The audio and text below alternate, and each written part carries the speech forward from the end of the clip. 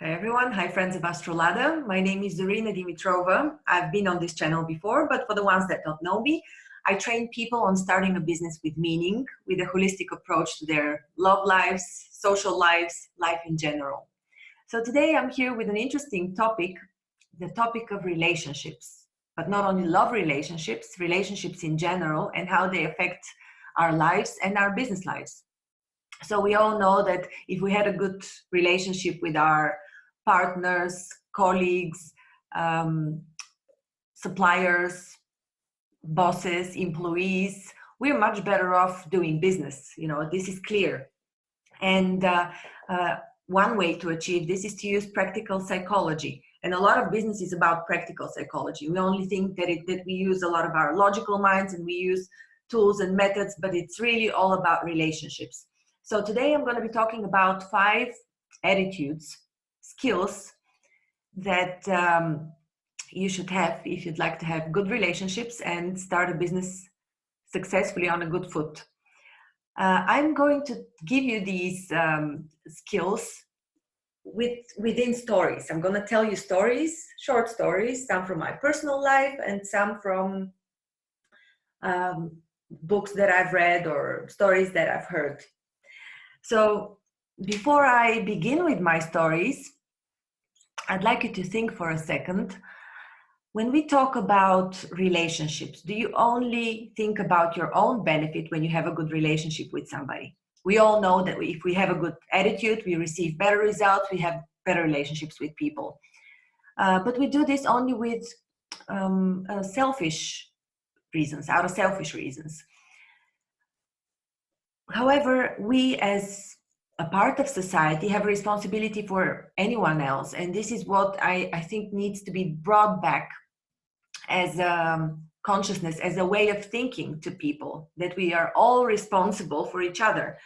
So in a way, your attitude, as you'll hear from some of the stories, also shapes the way other people are, other people act, other people behave, and what they achieve. So it's not only about you. You're responsible for your results with your own attitude, but you also carry responsibility to other people. So without making it too boring or preachy, let me jump into the stories. The first story has to do with our attitude, the aspect of expectations. A few years ago at Harvard, there was a research made by a professor on the attitude people had towards test mice. And so the professor separated 3 groups of students and he assigned 3 groups of mice to the students. He told the first group of students, I am giving you genius mice. These mice are amazing, so you better buy them the best cheese because they really know what's at the end of the maze. The goal was that the mice go through a maze, and the ones who went faster to find the cheese, they were considered smarter. So they were clearly testing the behaviors of mice. And so the first group of students were told, these mice are geniuses, buy them exquisite cheese. They'll get there in no time. The second group of students were told their mice were just average. And the professor said, don't expect anything special from these mice. They're just average mice. You know, whatever you do, you're not going to change too much, so don't even bother. And with the third group of mice, he told the students, this group of mice, they're playing dumb, so don't even buy them cheese. It doesn't make any difference. It will still take them forever to get to the other end of the maze. And so what do you think the results were? Whatever you think is right. Because in the end, the ones that had the genius mice had mice that got to the end of the labyrinth much faster. Times faster than the ones that had the dumb mice that weren't even given the cheese to attract them. So yeah, you would say this is all about, and to tell you the truth, these were not mice that were taken from various families or various breeds, or they were trained differently. These were mice from the same litter. So you couldn't assign the difference in performance to other genetic criteria. It was all about the attitude of people towards the mice. And you would say now, yes, but these are mice. What about people? Well, the same test continued with primary school students. This time, the students were separated in two groups, in two classes. There was no class for the dumb ones because it's not humane. And so the teachers in the school were told, this class is composed of students that are geniuses. Just give them as much work, as much homework, as many tasks as you like. They can do it. They'll manage. They'll sometimes pretend that they don't understand you or they don't want to answer. Just ignore that. They're just playing with you. They're super geniuses. The second group of students were told, the second group of teachers were told, your class is just average students. Treat them normally. Give them the regular homework that they're supposed to do, and expect average results. They're just normal children. A year passed, and lo and behold, the group with the genius students was ahead by 1 year in their studies. So they really met the expectations of the teachers. With this said, this is the first aspect of attitude that you should adopt and really think about it. There are so many cases of children that had ADHD and they were diagnosed with psychological diseases when they were children, and their parents were told, your child wouldn't be able to speak or wouldn't be able to lead a normal human life. They practically would be nailed to a wheelchair. And a few years later, they were all proven wrong, but it all depended on the attitude of the parent. And there's this example, I don't know if you've watched the video by Jason Burnett. The video is called Forget What You Know. And it is all about a child that was diagnosed with ADHD, but his mom decided to take him off the schooling system and to teach him at home. And so the child developed so well that when he was, I believe, 10 or 11 years old, he was already solving university. He was already enrolled in university, and he was solving university math problems. So it's all about our attitude, how we classify people. We either give them a chance or we don't. It's not only about children, though. This is also about grown-ups, as you will see in my second story. Now, the second story is about, wait a second, I have a few they're quite similar because these are all aspects of attitude. So my second story is about the way we find the treasures within people, the good side of them, the way we find the positives in people rather than the negatives. I'm sure that you all have friends, or you've come across situations when you've been in a social setting where somebody says something else about a new person they had just met. This is really digging out the bad out of somebody, but you can dig out the good in somebody very easily. About 9 years ago, when I was doing my MBA, there came a new professor in entrepreneurship, and his culture was a bit different than the culture of the rest of the professors. His most famous quote was, "Cash flow is more important than your mom." So this was a bit extreme for most of the faculty and the students there, this attitude in general. And he was not looked down upon, but people just didn't like him. And at that time, I was on the board of the entrepreneurship club. And the clubs usually have a lot of power because they're the connection between the university, the faculty, and the outside world. So naturally, professors want to associate to business clubs and collaborate with them. So the professor approached me, and I had heard all these things about him, but nevertheless, I didn't take him. I took him as, what do you call that? I took him with an open heart, not with any prejudice about the way he is or the way he could be. So after a while, our relationship developed so well that he invited me a few times to be a judge on a panel for a few companies. He found me an internship. And this year, so that is 9 years after graduation, he wrote me an email and he invited me to be on the uh, panel of judges for elevator pitch contest. So when you create a good connection, when you approach somebody with a positive attitude, with no prejudice that this person is negative, you open yourself for positive interactions and you create long-term relationships. As you can see, this person remembered me 9 years afterwards, and there was always a good feeling about our collaboration. The third aspect of attitude has to do with recognition. When you recognize people, you prove to them that they're good. You establish the trait that they have turned into a behavior or into an action. So you recognize people for their achievements. There's a difference when you recognize them and praise them for their qualities, for their innate abilities, for their talents. This is praising. But when you recognize somebody, it's usually for something that they've done. And here's another example from my personal life. When I was working in corporate, I had a colleague, about 50-something-year-old lady, a very intelligent lady, but a bit slow in explaining her points of view. And people wouldn't have the patience to listen to her, which I thought was that was the culture of the company. But I thought that was a big mistake, because you were missing on so much of the input that she had to give. And not only that, she was feeling bad. You know, she would close herself even more, and a whole chain of negative consequences based on the way people interrupted her and didn't let her speak and didn't have patience with her.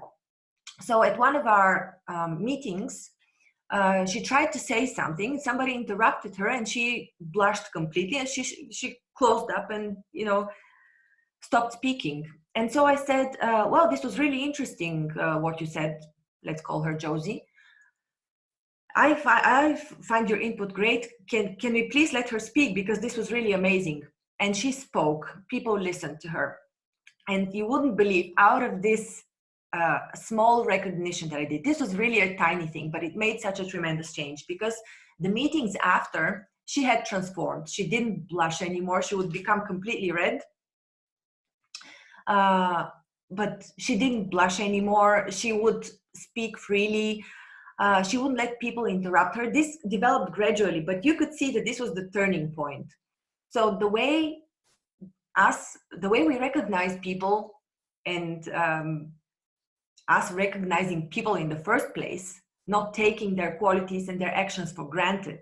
This is very important, not only for work relationships, business relationships, but for the relationship with your spouse. Recognition is one of the main things that people need, and taking for granted is one of the main taking somebody for granted is one of the main reasons people fall out of love in a love relationship. We're going to talk about the other two main reasons at the end of this video. Now let me continue with the 5 attitudes and the 5 short stories. Another aspect of attitude is praise.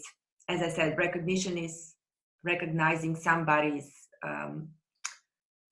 activities, achievements, somebody's actions. And praise is recognizing what they're born with, even their physical appearance, but also their qualities, their talents, everything that they have that is given to them from nature. There's this story now about a little girl that sang really well when she was a child. She was the best in her town, and she would do performances after performances. She'd be invited to theaters and schools to perform. Her parents gathered the money that they had, and they booked her the best music teacher in town, because they wanted her to reach heights in her career. So she started studying with this teacher, and over time, as she became a teenager and a young lady, she fell in love with her teacher, because she looked up to him. It happens very often that we fall in love with people that we look up to. They got married, had children, and bit by bit, her career faded away. She stopped singing, people stopped calling her. After some years of marriage, I believe her first husband either passed away or they separated, but she married again. And she remarried to a salesperson who was an affluent person. And when she was humming as a happy housewife and singing, her husband always told her, "Honey, you sing so incredibly well. I love your singing. Sing a little bit more." And so he encouraged her and praised her. And after a while, people noticed her again, started inviting her for gigs. Her friends started recognizing that she could actually sing well. And so her career picked up only after she was praised by somebody, only after her talent was recognized. Because the first husband that she had, the music teacher, he was very expecting of her. He was very critical of every mistake that she made, because as a teacher he wanted to correct everything and make her perfect, but he didn't recognize the talent and the abilities that she already had. He didn't praise her. He was looking for the minuses, not for the pluses. And this is how the faith of this woman was changed, because somebody saw her talent again. Yeah, this is the aspect number 4, which is of our attitudes towards people.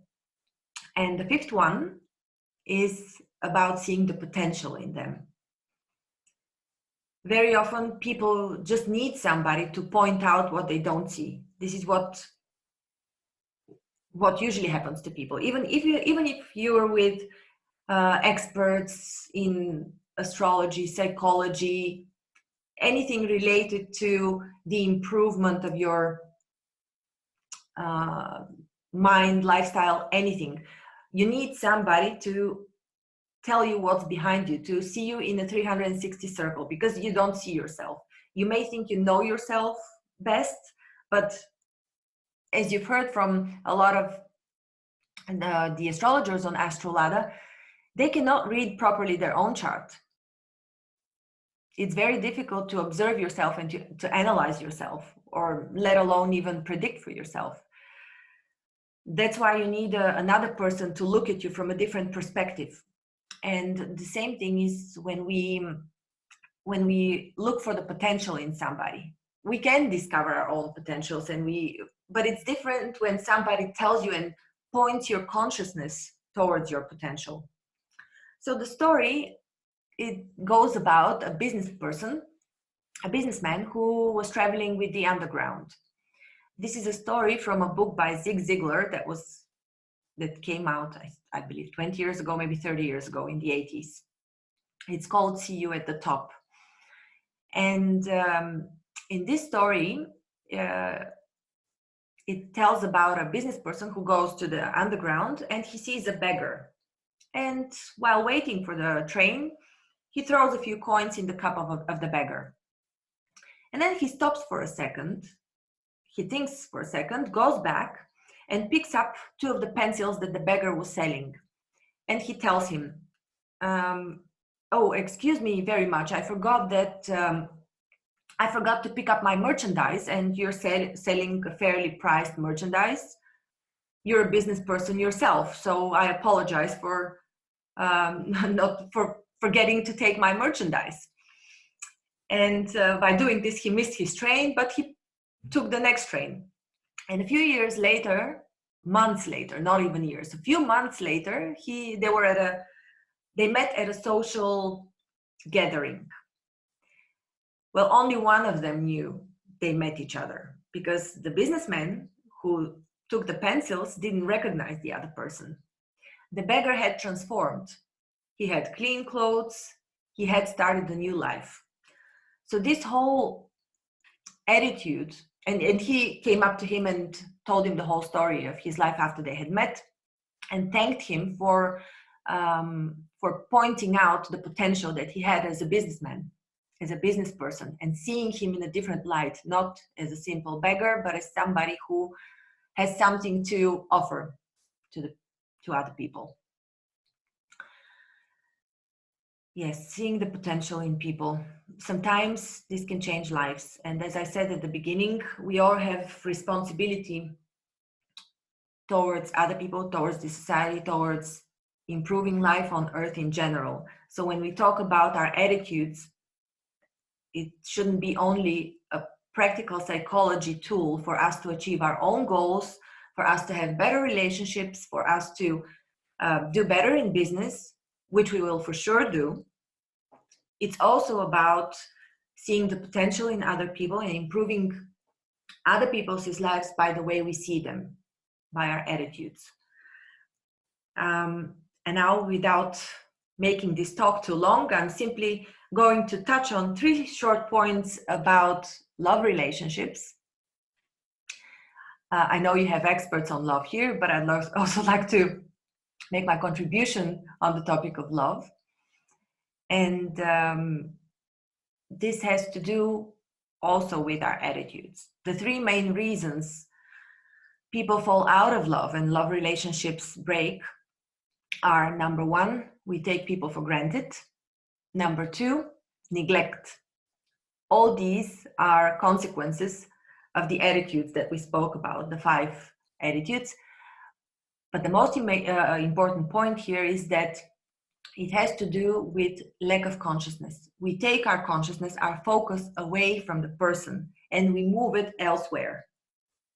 If you think about all problems in a marriage, it's all about the lack of attention, the lack of consciousness, because otherwise we'd be doing certain things to keep the fire alive. And the third, also very important reason why relationships fail is the lack of morals, the societal acceptance of lack of morals. It's become a norm that people cheat. It's become a norm that people watch porn. I'm not here to judge, but I have watched and researched a lot of psychological studies on the negative aspects of watching porn. But again, overall, the lack of morals, it makes it easier for people to change partners, to exit the relationship, doesn't stimulate them to work on the existing relationship. So as I said, it all has to do with where you put your consciousness. I hope you enjoyed that. Please check out my program, Start a Business with Meaning, where I talk about relationships and more in depth about love relationships, not only about the psychological aspect, but also about the spiritual aspect. If you haven't seen my other 2 videos where I talk about how to find your purpose and about the top 5 business models, these were only tidbits of the 3-month program that I have already started that will lead you to starting a business with meaning. The program consists of spiritual tools, psychology tools, and business tools. We've already had the first 2 sessions on spirituality, and we're moving on towards psychology in the coming sessions. You can still join, and the discount that I'm giving for Astrolada's viewers are still valid, and they would be below the video. Enjoy, and remember, you have the responsibility, you have the power to improve your life and the lives of others as well. Thank you.